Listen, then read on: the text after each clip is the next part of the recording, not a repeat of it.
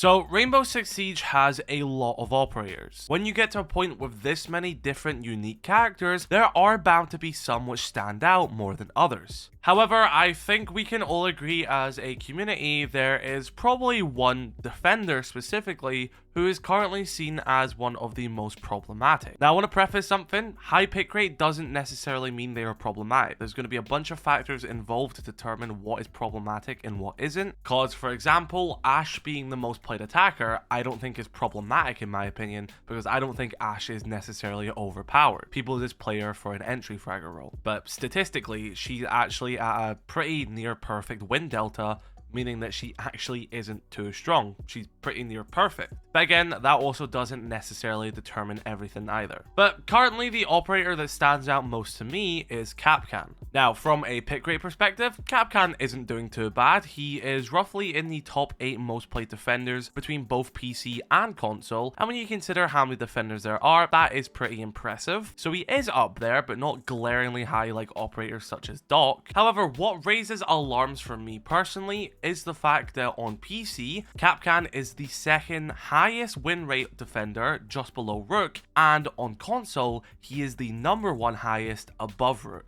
But I think what might reinforce a potential issue with Kapkan is when we also start to look at the ban rates. Not only have I heard community opinions, but this also gives you an insight about what the community don't want to necessarily play against. With on PC, Kapkan being the 7th most banned defender, again, not a crazy high stat, but I think when we take a look at console, it does tell a different story, as it does show that the most banned defender on console is indeed Kapkan, with almost a 55% ban rate. That means over half of the matches being played on console in Platinum and above have Kapkan banned. Now, we can start to split ends and start giving different reasons as to why console is banning Kapkan more than PC, but what you have to take from this is that PC are also still banning Kapkan. He is one of their highest win rate defenders.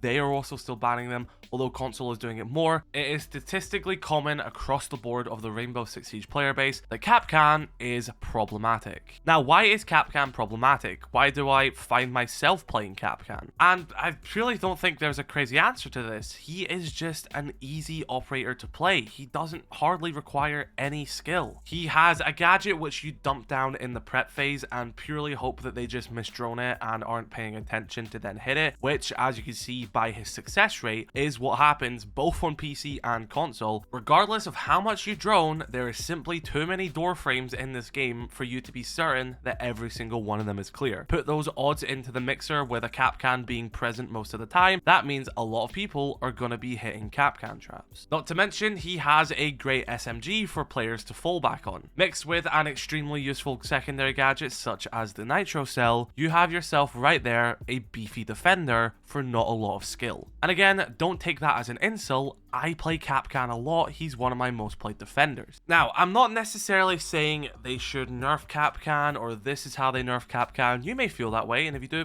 drop a comment saying if you want that and how you would do it. But I do think that we kind of went a bit far with Kapkan when it came to buffs, and I'll explain why. So, for the most part, for a majority of Siege's life cycle, past the point of the original launch version of Kapkan, we won't talk about that because ops were all different at launch. Kapkan mainly was only able to place one trap on one doorway. There was absolutely no exception to this rule. You couldn't place one on the other side of the doorway or anything. You could only have one on one doorway, no exceptions. That then meant if an attacker was on 100 HP, regardless of their health or armor status, would never be one hit killed by a Kapkan trap. If they were to be one hit killed by a Kapkan trap, there would have had to been other factors in place, i.e. them being shot already by you or a different player, or them hitting a different trap to begin with. But if the Kapkan trap was the only thing they've hit in that round, they weren't going to die. It would only take away half their health, which me personally thought was quite fair. But then in a surprise update, they just gave him the feature to put as many of his traps on a single doorway as possible. Thus, we would then enter the era of double Kapkan traps on doorways, which will then go on to give the ability to basically one-hit kill attackers, which I find as a really weird thing for them to do, especially with their current philosophy that a single trap shouldn't punish an attacker for the entire round. There should be consequences for it, but not a flat-out death in a sense. So like when they reworked Frost for you to be able to pull yourself out of the Frost mat, it allows you to continue fighting, but with major consequences. I feel like that same philosophy hasn't been applied to Kapkan recently, and although that did come later after this Kapkan buff, they haven't really reevaluated it. Because where a lot of this frustration from Kapkan will arrive from is the fact that a lot of attackers will get punished even if they are droning, because like I said, it's impossible to drone every door frame in the game, but they'll be getting punished with absolutely no chance to make up for it because they're already dead. You step in a goo mine, for example, you get punished for that with the sound cue, with the fact that you have to put your weapon away to pull it out, but you can still technically fight back. Same with a Frost mat, if you pull yourself out in time and they haven't confirmed that kill, you can still fight back, although you are limping, you can't sprint, and you have low health. But then I feel like Kapkan doesn't really follow these rules, hence why he is performing as well as he is. And I'm honestly gonna say there's a reason as to why Kapkan is now in the situation he is, and that is because of Thorn. Yeah, seriously, I truly believe it is because of Thorn. So remember I was saying they randomly done that buff to Kapkan where he's able to place multiple traps on a single doorway, and it kind of seemed like they'd done this for no reason out of nowhere, and me personally, I thought Kapkan was in a fine spot anyway and didn't need this buff. Well, not long in the near future after that, we had the reveal for Operation High Caliber, bringing us a brand new trap defender by the name of Thorn, bringing the Razor Bloom, a gadget that when someone enters its proximity will detonate, explode, killing the person. Now, on paper, Thorn just sounds like a more flexible version of Kapkan. You can freely throw the Razor Bloom anywhere in the room, it doesn't have to be limited to doorways, and she just seemed a lot more flexible than he was. On paper, Thorn sounds like a much better version of Kapkan. Now, of course, in retrospect, a few years on, Thorn is absolute dookie. She's the worst performing trap defender in the game, and turned out to be one of the most impactless defenders ever added. And her gadget didn't actually end up performing anything like Kapkan's, and he still reigned supreme. Not to mention, they would also go on to give him the 1.5 times scope, which turned him into a massive crutch and comfort operator for a lot of people who have kind of just stuck with him ever since he lost it. So I think a mixture of unnecessarily buffing Kapkan based on the fear of him being power creeped by an upcoming trap operator, and the current balancing philosophy around trap operators on defense not necessarily being applied to him but being applied to other trap operators, has led Kapkan to shine over his competition. That is why no matter how good a player you are, you will consistently hit Kapkan traps. You'll always have smart asses saying, oh, just drone, oh, just look down, but we all know that's not how the game plays. You want to keep your vision up in case someone swings you and you're ready for a gunfight, and you do drone and still don't have all the time in the world to drone every single doorway. Now, from a counter perspective, Kapkan actually has a lot more counters than any other trap operator. I guess he is on par with Thorn since their gadgets do have the same properties, but that is the fact that they can be destroyed by Twitch, they can be hacked by Brava, they can be pinged by IQ, they can be disabled by Thatcher's EMPs or the Impact EMPs, they can be destroyed with explosives.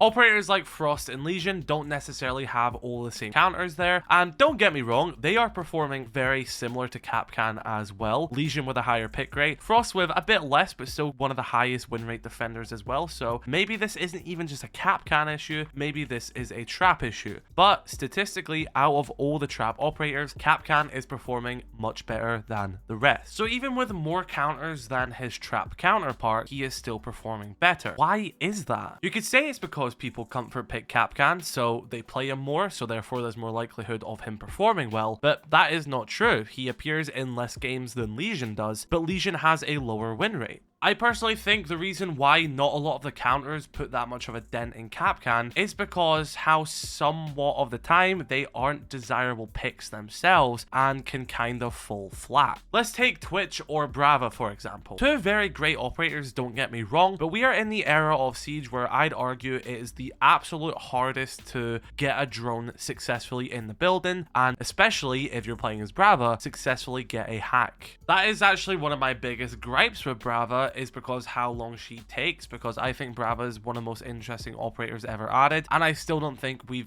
ever been able to see her at her true potential of the interactions of all the counters she can do, which I do think is really sad. But yeah, just because you brought a Brava, just because you bought a Twitch, it doesn't mean you necessarily know where the Kapkan traps are, or you will be in a safe position to take them out. Now, finding the Kapkan traps, again, that is where IQ can come into play. Now, of course, IQ's range isn't unlimited, so there will be situations where Kapkan traps are purely hidden from her range. As well as this, although she may find a Kapkan trap and ping it and relay this information to her team, that doesn't necessarily mean that someone is in a position to clear it, which then later may come back to bite them in the butt, which is a situation I've seen plenty of times where a Kapkan trap has been called by an IQ, but since no one's managed to clear it, a minute and a half later, where there's about 1,000 other things happening and people's attention is diverted, they hit that same Kapkan trap. So I genuinely think, looking at all the player knowledge, all the statistics, and all the things that come into play with Kapkan, even with all of his counters, the reason why he performs the way he does is the fact that he can simply one-hit kill attackers with his traps. That completely trumps the fact of how many counters he has. Because if you take a grand pool of Kapkans in play compared to counters,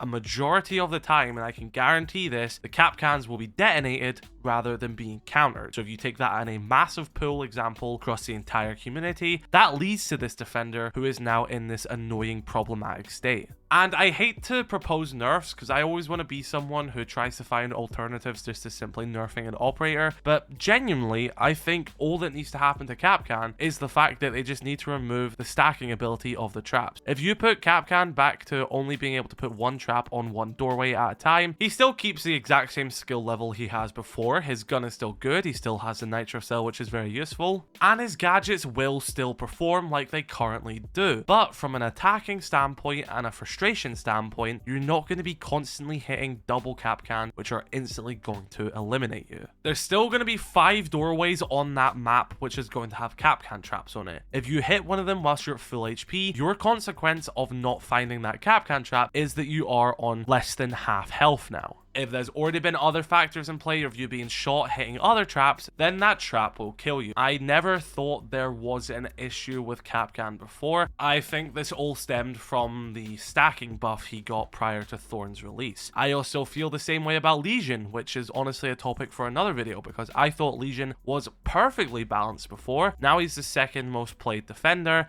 and I think goo mines are the most frustrating thing in the game. I thought they were in a perfectly good spot, and just like when they unnecessarily buffed Kapkan, they unnecessarily buffed Legion. So, all in all, the reason why Kapkan is the most problematic defender right now is because the balancing philosophy, which has been applied to other trap operators on defense, hasn't been applied to Kapkan. This has allowed him to stand out amongst the rest, as well as coming from a position of having the 1.5 times scope during that reign of terror over the game, already made him an appealing target to play as a comfort defender. Mixed with the fact that he hasn't had really any changes compared to other operators, and he stands on the fact as being one of the easiest and most simple defenders to play, Kapkan has ended up being one of the lowest risk, high reward operators in Rainbow Six Siege, and there's no surprise that people are playing him and also banning him. He went from an interesting trap operator to a bit of a Mickey Mouse. So be sure to let me know your thoughts in the comment section below. Do you agree that Kapkan is the most problematic operator in the game? Statistically, it seems that he is, but you may disagree. Be sure to drop a like on this video if you did enjoy. Subscribe if you're new. I'll catch you later.